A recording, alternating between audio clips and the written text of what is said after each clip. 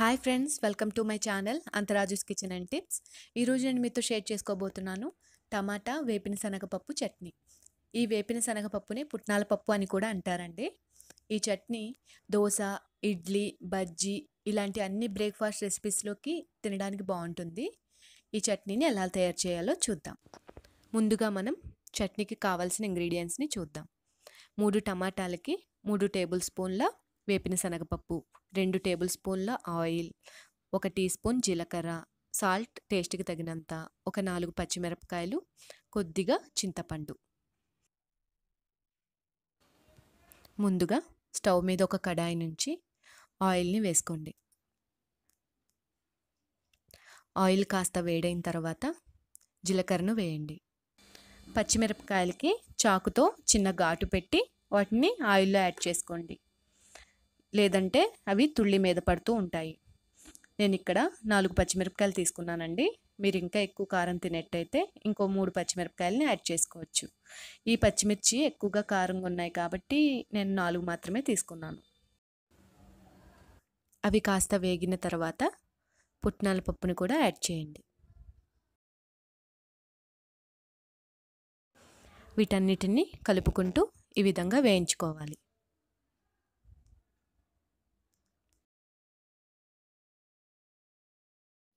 ఈ విధంగా వేగిన తర్వాత ఆయిల్ని ఉంచేసి పప్పుల్ని, పచ్చిమిరపకాయల్ని ప్లేట్లోకి తీసేసుకోవాలి.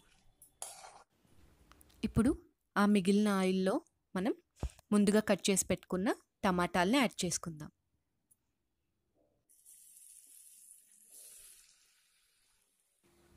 ఇప్పుడు ఈ టమాటాలకి చింతపండుని యాడ్ చేసుకోవాలి.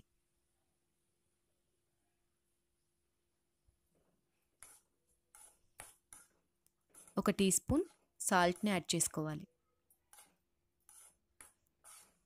వీటన్నిటిని కలిసేలా కలుపుకొని ఒక 5 నిమిషాలు టమాటాలు ఆయిల్లో మగ్గేలాగా మూత పెట్టుకొని ఉంచుకోవాలి. ఒక 5 నిమిషాల తర్వాత చూస్తే టమాటాల్లో వాటర్ వచ్చి ఇలా ఆయిల్లో మగ్గి ఉంటుంది. దానిలో ఒక చిన్న గ్లాసు వాటర్ని వేసి మరి ఒక 10 నిమిషాలు మూతని ఉంచి ఉడికించుకోవాలి. తరువాత మూత తీసి చూస్తే ఈ విధంగా టమాటాలు మెత్తగా ఉడికిపోయి ఉంటాయి. స్టవ్ ఆఫ్ చేసుకొని ఈ టమాటా మిశ్రమం కొంచెం సేపు చల్లబడనివ్వాలి. ఇప్పుడు మిక్సీ జార్ తీసుకొని అందులో మనం ముందుగా వేయించి పెట్టుకున్న పచ్చిమిర్చి, పుట్నాల పప్పుని వేసుకోవాలి.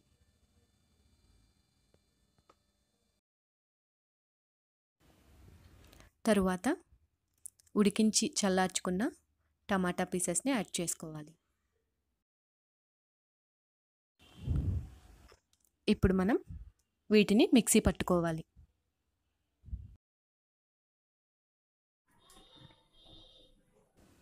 ఇప్పుడు మనం చట్నీని తాలింపు పెట్టుకోవాలండి.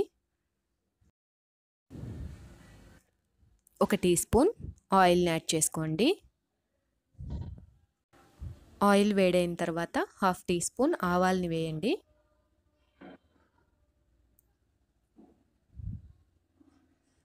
తర్వాత 1/2 టీ స్పూన్ జీలకర్ర వేయండి. 1 టీ స్పూన్ పచ్చిశనగపప్పుని యాడ్ చేయండి. ఒక 2 ఎండుమిరపకాయలను కూడా యాడ్ చేసుకోండి.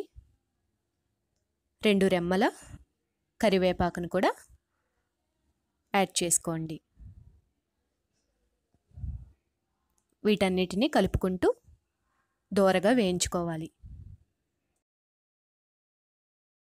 ఈ విధంగా వేగిన పోపు దినుసుల్ని చట్నీలో వేసి కలుపుకోవాలి. అంతే, ఎంతో రుచికరమైన టమాటో వేపించిన పప్పు చట్నీ రెడీ.